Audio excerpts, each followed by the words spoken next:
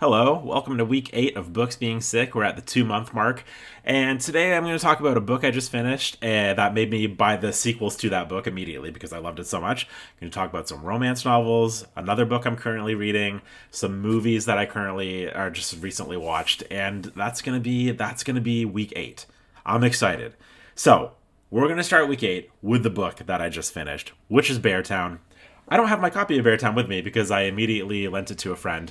I loved Beartown. I did not know what to expect going into it, but I truly loved that book. I cannot recommend it enough. It was really genuinely fantastic. I thought that it was going to be kind of just like story, and I would have been like, yeah, that was good at the end of it. But I loved it. The characters in this book are so lovable and so hateable and so real feeling to me anyways that I was completely hooked.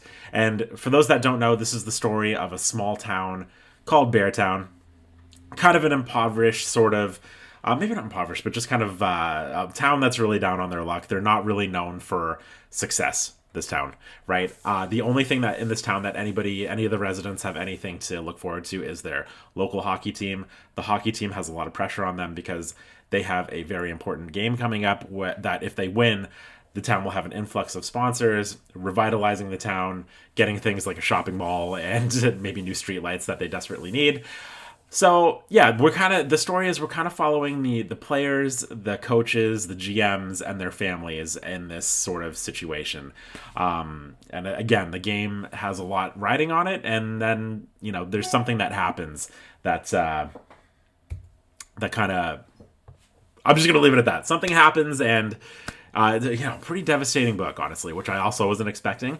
Hits you right in the heart. Hit me right in the heart. And as soon as I finished, I was like, man, I wish there were more. And then I realized there's more. So just this morning, I know in my last video I was like, here's 10 books I'm reading because I don't want to buy any more books, but I had to go out and get the sequel, Us Against You. This is Beartown 2.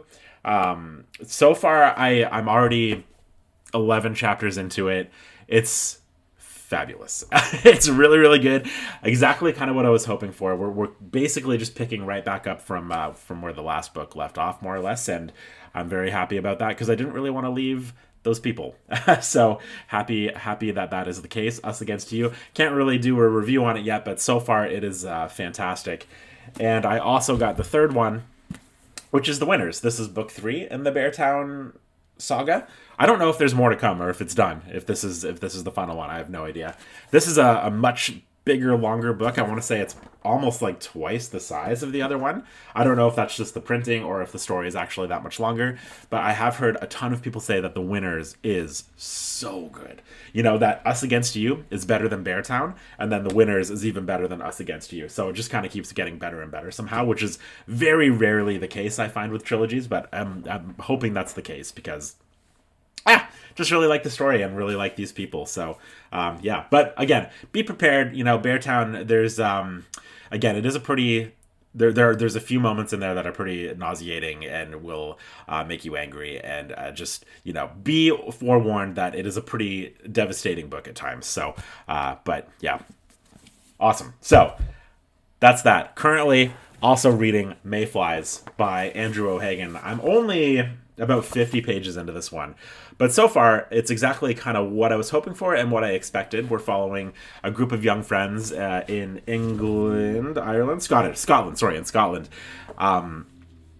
as they kind of are just living their youth. They're kind of on the cusp of entering adulthood, but they're still in their youth. They're going to a music festival in Manchester.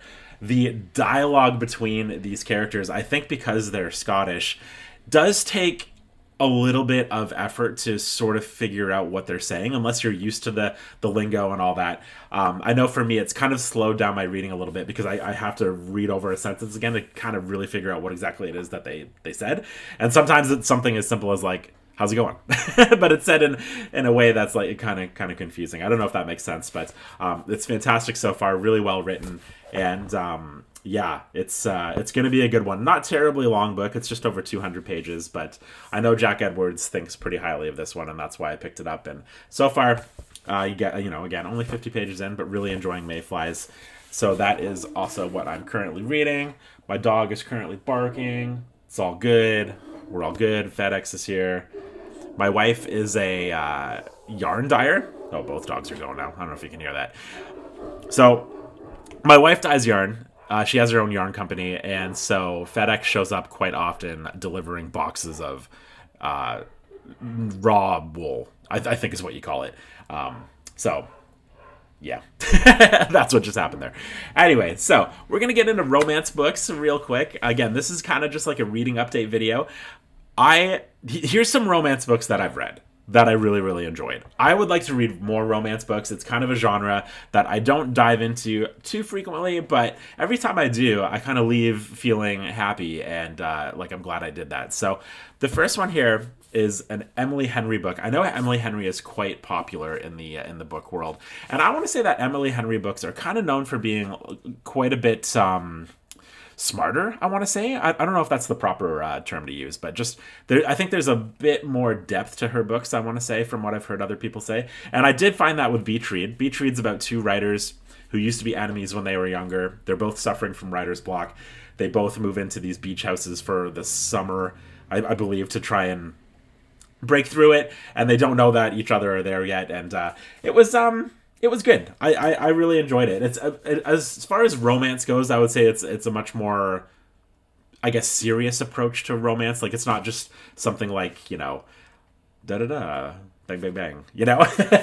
But Beach Read was really good, and this is another one that I enjoyed quite a bit. This is called The Dead Romantics by Ashley Poston. This was a surprising one. This is kind of a more paranormal romance story, which I didn't know existed, but apparently it does, and it's really great. The characters are great. The couple in this one are fantastic. Probably my favorite couple. Lots of great humor in this one, and just kind of a fun time. I don't know. Dead Romantics. I really enjoy it, again, by Ashley Poston. Now these are just really fun. These ones are just really fun romance books that I enjoyed quite a bit. We've got It Happened One Summer and Hook, Line, and Sinker. This is the first one here, and this is the follow-up. Now, the reason that I enjoy these books is because, again, they're just low stakes, sort of. You can just kind of sit back and not be overly concerned about anything. You know, it's just a fun time. And this one, we're following a rich, spoiled person, Piper, who gets kind of banished to this small fishing town as a punishment.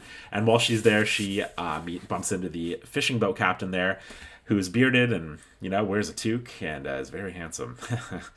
Yeah, it's just, I don't really have to say much more than that. It's just a really, really fun time. This one's actually signed. I met Tessa Bailey as the author of these. I met her last year around a library near us, and she did this talk and then did a book signing. And Tessa Bailey is a hilarious person. I would say if you were looking for a good social follow, whether that's, I think she's on Instagram, but she's definitely on TikTok. Very hilarious person to me. So highly recommend following her. And her books are just a very fun time if that's what you're looking for. And I don't know if these count, but I did read the Akatar series. This is kind of fantasy romance, I think you would say. And there's a lot. This is a steamy series. You know what I mean? There's a lot of moments in here that even had me like, whoa, oh, wow, whoa. Where's that going? You know, especially when you get to the second one here, Mist and Fury, I should say. I want to say, I can't remember the exact numbers, but it's like chapter 53 and 54, something like that. That just, it's the slow burn, which I like. Kind of a slow burn guy, I'm finding. And you get to this moment and it's just like, whoa, bam. And you're just like, whoa, it's way crazier than I thought it could have been. So yeah, this is a fun series. I know, I think there's probably quite a few eye rolls that happen when people bring up Akatar. I don't, and I can understand why. But, fantasy romance, it is what it is. But I really, really enjoyed reading these. I thought it was a really, really fun time. And again, if you're kind of looking for just like fun, low stakes, just a good time, I really enjoyed it. And I also read the Christmas book too, the Frost and Starlight. That was really fun as well. And I have not read the orange one though. I have it, Silver Flames. This one is apparently even this is the craziest one, A Court of Silver Flames, and so I want to read it for that reason. It's just so big, it's just such a big commitment for this kind of book that I haven't gotten to it yet, but I will get to it. So would love to know some of your favorite romance books if romance is your thing, because I'm always looking for recommendation in that genre, so that I can be in that genre a little more. And yeah, the only other thing I was going to mention are the two movies that I watched this week. The first one I'm going to talk for about 12 seconds about. That's Don't Worry, Darling. Don't Worry, Darling. The only reason I'm talking for 12 seconds about that is because I turned it off halfway through. I just was not into it, and I just didn't like it. So that's my review of Don't Worry, Darling. The other one I watched was a documentary called Lover, Stalker, Killer, and this is you've probably seen this making the rounds. It's on Netflix, and it's just crazy. Like, it's just crazy. I cannot believe this story. And it's, so one thing about this documentary, and I'm not going to give anything away, but at least for me, about 10 minutes into the documentary, I knew what happened. I knew exactly what had happened here, but they kind of treat the whole hour and a half documentary like, ooh, it's a mystery. It's not really a mystery. I think it's actually quite easy to guess from the get-go what actually happened here, but it is still just a crazy, fascinating story about about dating and the dangers of doing so. And funny enough, not funny enough, but in the documentary, the guy uses Plenty of Fish, and Plenty of Fish is actually how my wife and I met each other about 15 years ago. Kind of just fun fact for you. I don't even know if that website even exists anymore, but I'm very grateful that it did exist, because otherwise I never would have met my wife, and I like her. So yeah, this is gonna be week 8. That's it. I feel like I'm getting the time under control. We're keeping it around the 10 to 15 minute zone, which I like. Okay, so week 8, guys. Thank you again for watching here. And again, I'm going to be super annoying and just say that if you enjoy watching these, subscribing is great and helpful. And please don't dislike me for saying that. I never wanted to be one of those YouTubers who's like, please like and subscribe. But I feel like I just said it, so that's the way that's going to be. Anywho, you are the best. And bye.